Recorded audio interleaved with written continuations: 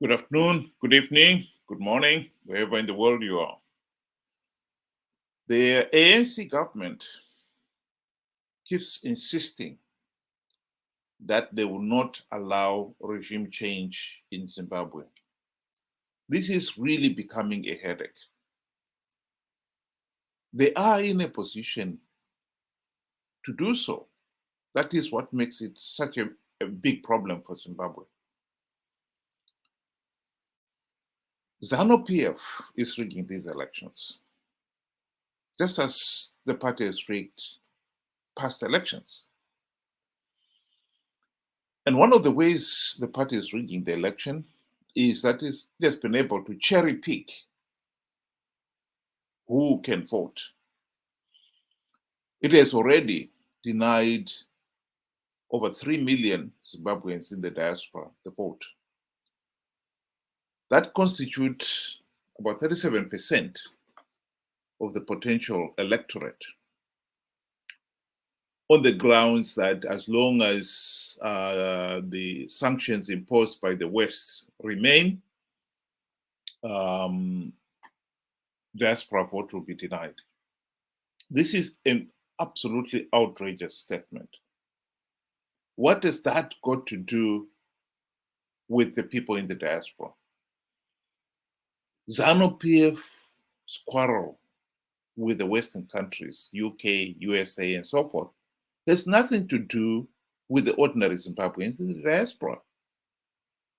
The main reason, of course, the real reason behind it is that Zanu PF knows that the majority of the people in the diaspora are there as economic refugees and or political refugees.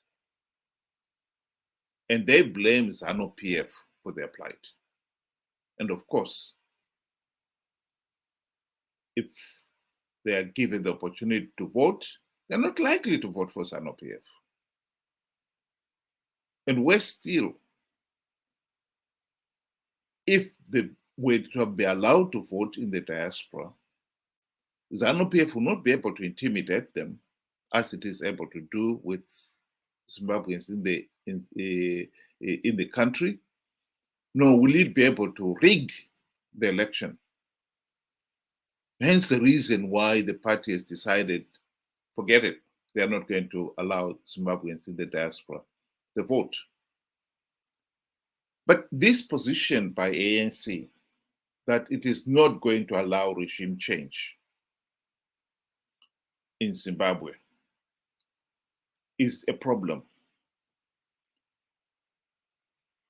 The party now claims, according to a statement by the ANC Secretary General, Bulula, claims that the West have been changing the goalposts regarding this issue of the sanctions. The West should have removed the sanctions after the 2017 military coup.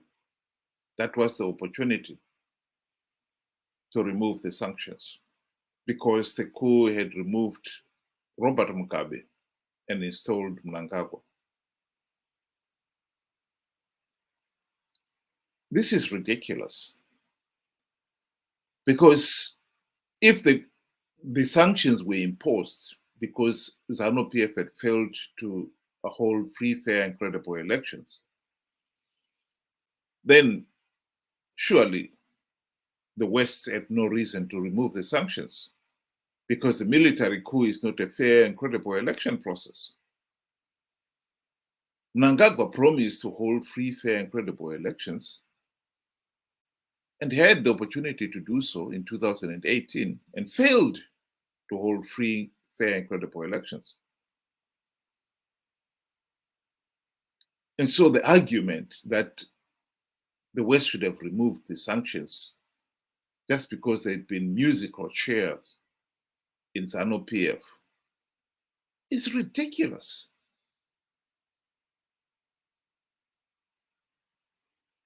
But what is even more important here is that ANC's position now is basically saying they know that Zanu PF is rigging these elections, but they will go on and grant Zanu PF political legitimacy. It's unfortunate that our political system is such that the country itself in Zimbabwe, internally, we really are not able to come up with a political solution to this issue of vote rigging because the opposition keeps on participating in these flawed elections. And so we've had to rely on SADC. In 2008, after the particularly blatant cheating and wanton violence, even SADC and the AU did not have the guts to endorse Zanu PF's election victory. And that forced Zanu PF to go into the GNU of 2008 to 2013. SADC could still do the same, could have done the same in 2013. They could have said, no, we are not going to endorse this rigged election. They didn't. They granted Zanu PF legitimacy. The mistake was repeated in 2018, where President Cyril Ramaphosa of South Africa is himself quoted as saying the elections at court went well. Everybody could see that the elections were rigged. But it looks like now this ANC government is willing to go one step further. Instead of lying that the elections were rigged, they are already, long before the elections are even rigged, endorsing the election on the basis that as long as the West maintains its sanctions on Zimbabwe, they will never allow regime change. I think the question has got to be asked, who are you to do that? Surely the right of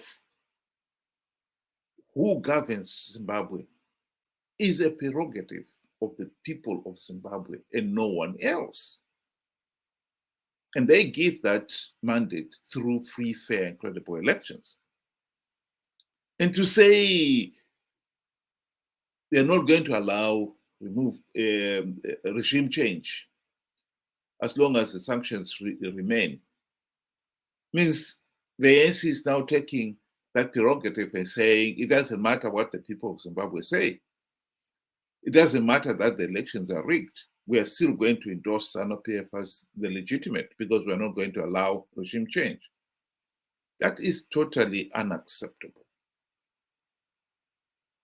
Totally unacceptable.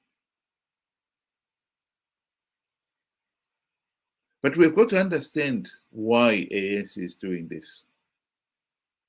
One has got to look at South Africa's performance in the last 30 years. South Africa is one of the BRICS emerging economies, which included Brazil, Russia, India, China, and South Africa. Of the 5 emerging economies, the one country that has done consistently, performed badly the last 30 years is South Africa. Whereas these other 4 countries have seen their economy grow in leaps and bounds. And they've managed to reduce poverty in their respective countries. Not so with South Africa. South Africa's economy is in a real mess. The total collapse of South Africa's power company, Eskom, is just one example of that. 30 years of failure to invest has meant Eskom cannot meet the electricity demands of the country. And right now, the country is experiencing a rolling power cuts, load shedding, and its effect on the economy is going to be devastating. I don't think it will be long before South Africa is removed from the BRICS category. It will no longer be an emerging economy. It is submerging. And therefore, then if we look at South Africa's domestic performance and realize and accept how badly South Africa has performed, it makes sense. It is no surprise, rather, that South Africa's foreign policy has been equally disastrous. We can't expect South Africa's policy with Zimbabwe to have been a wise one when they've made so many blunders in their own domestic policies. It is nonetheless totally unacceptable for Zimbabweans to find themselves in a situation where we are stuck with Zanu PF. And it must be said, thanks to South Africa.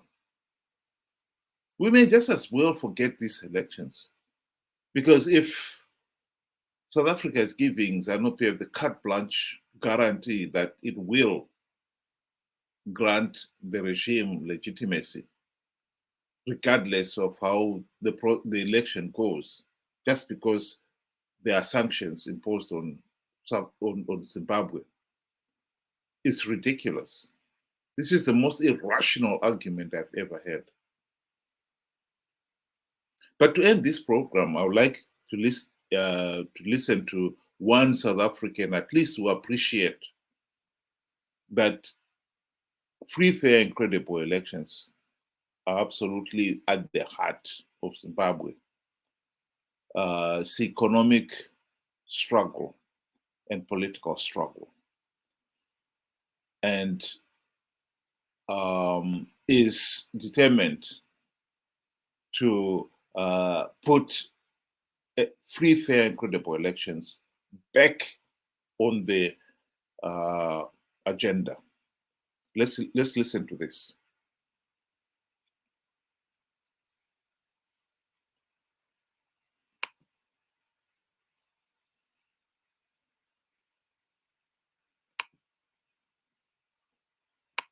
Before Action SA is in Parliament, we can mobilize enough support to ensure that no Zanu PF has ever set foot in this country of South Africa. No Zanu PF or senior person. And all the money that they've stolen and stashed here in South Africa must be frozen for the people of Zimbabwe. People of Zimbabwe, they'll have freedom to come here. We'll go to Zimbabwe if Zanu PF allows us, but they will never come here. I'll never have diplomatic relations with Zanu PF. I will be part of working with the international community to have free and fair elections in Zimbabwe, supervised by international observers. Without that, I will never really have diplomatic ties with Zimbabwe because they're costing us a. There we have it. I think his position is to be applauded. The gentleman's name is Herman Mashaba. He is the leader of SA Action, a new political party. But he is not in power at the moment and is going to contest the next year's elections. And hopefully they will get into power.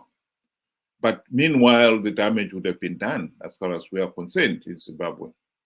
Because if Zanu PF, and it is rigging these elections, and is given the mandate, the political mandate to rule, as is guaranteed by this ANC government, then we in Zimbabwe will be stuck with Zanu PF. And another 5 years of this corrupt and tyrannical regime is totally unacceptable. It's unthinkable. And therefore, then I think it is important that we should really maintain pressure on the Zanu PF government to hold free, fair, and credible elections, and also maintain pressure on South Africa to stop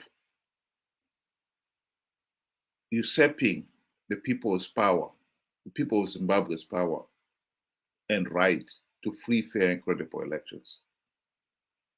It is not South Africa's prerogative to decide when the people of Zimbabwe can exercise their democratic right to have a meaningful say in the governance of the country. It is not South Africa's prerogative. When South Africa and the rest of SADC countries go to observe Zimbabwe's elections later on this year, they are there to look at the election process, judge it on the basis of the evidence that they find on the ground. If the election is free, fair, and credible, they should say so. If it's not, they should also say so.